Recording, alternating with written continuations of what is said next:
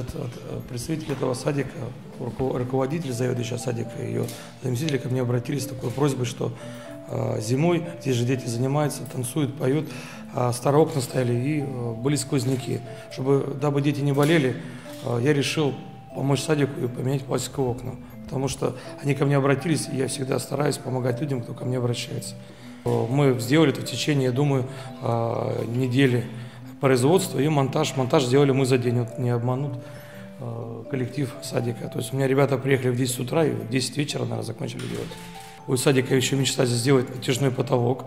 Мы сделаем, чтобы потолок, потолок отражался, потому что будет красиво, тем более дети тут занимаются танцами, музыкой, поют. Это очень будет им интересно. Вот, что я планирую сделать.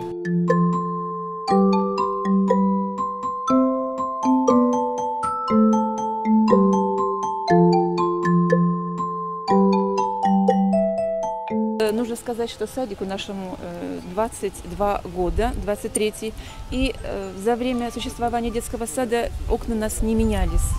Ремонт был косметический, но такого вот, чтобы смена окон произошла, не было.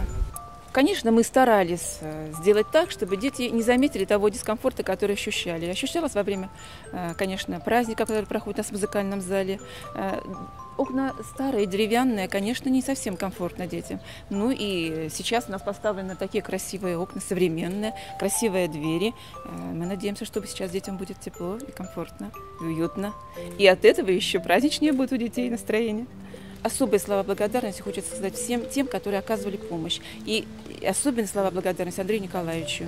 Он помог нам решить такую проблему большую с заменой окон и заменой дверей.